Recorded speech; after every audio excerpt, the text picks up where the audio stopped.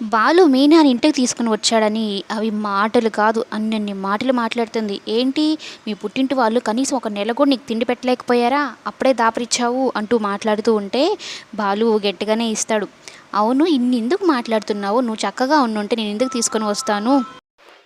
ఆ పార్లర్ అమ్మేమో వంట చేయదు, నువ్వేమో ముసుగుదని పడుకుంటావు అనేది అంటూ ఉంటే ఇక బాలు మీనాలు దగ్గరగా ఉండడం చూసి అసలు తట్టుకోలేకపోతుంది. వాళ్ళిద్దరిని విడదీయడానికని పోతూ ఉంటే ఇక బాలు పడిపోతూ ఉంటే మీనానే పట్టుకుంటుంది. ఇక వాళ్ళిద్దరు కళ్ళల్లో కళ్ళు పెట్టి చూసుకుంటూ ఉంటే ఏంటి, అయస్కాంతంలాగా అతుక్కుపోయారు అని మరలా వెళ్ళి విడదీస్తుంది.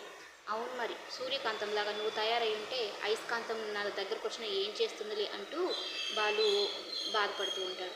ఇక వాళ్ళిద్దరిని చూసి అలా తట్టుకోలేక అవన్నీ కాదు, అసలు ఎందుకు తీసుకొచ్చావో చెప్పు, పోయి వాళ్ళ ఇంట్లో వదిలిపెట్టేసిరా అంటూ ఉంటే ఇక సత్యం రోహిణి కూడా ఇక్కడే ఉంది కదా, మరి అలాంటప్పుడు ఎందుకు, ఏం కాదులే, అయినా రుబ్బు రోజులాగా బాగానే ఉన్నావు కదా, అత్త కోడలు ఇద్దరు చూసుకుంటున్నా కూడా మీనా ఉంటేనే నీకు బాగలేకుండా వస్తుందా అని బాలు లోపలికి తీసుకుని వెళ్తాడు.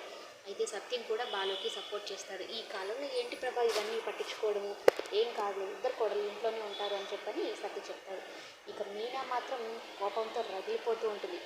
ఏ భార్యనా అంతే, ఎవరి మీద కోపం వచ్చినా కూడా భర్త మీదే కదా తీర్చుకుంటుంది. అలాగే ప్రభావతి మీద కోపం బాలు మీద చూపిస్తుంటుంది. నేను ఏంటి, నన్ను కేవలం మీకు తిండి పెట్టడానికి వండి పెట్టడానికి ఒక వంట మనిషిలాగా తీసుకుని వచ్చారా, చెప్పండి ఏం కావాలో చెప్పండి, సాంబార్ చేయమంటారా, నా తలకాయ కూర చేయమంటారా అంటూ ఉంటే అలా కాదులే నేను తీసుకోవడానికి ఒక రీజన్ ఉందిలే అంటూ చెప్తూ ఉంటే ఓహో రీజన్ ఉందా, ఏంటో చెప్పరా అంటూ మెల్లగా షర్ట్ గీరుతూ ఉంటుంది.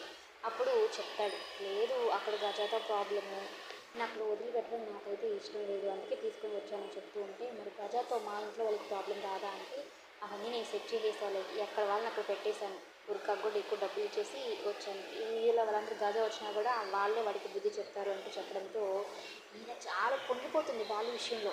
తన గురించి కానీ తన పుట్టింటి వాళ్ళ విషయంలో బాలు ఎంత బాగా ఆలోచిస్తున్నాడో అని తన మనసు నిజంగా స్వచ్ఛమైంది అనుకుంటూ మురిసిపోతూ ఉంటుంది.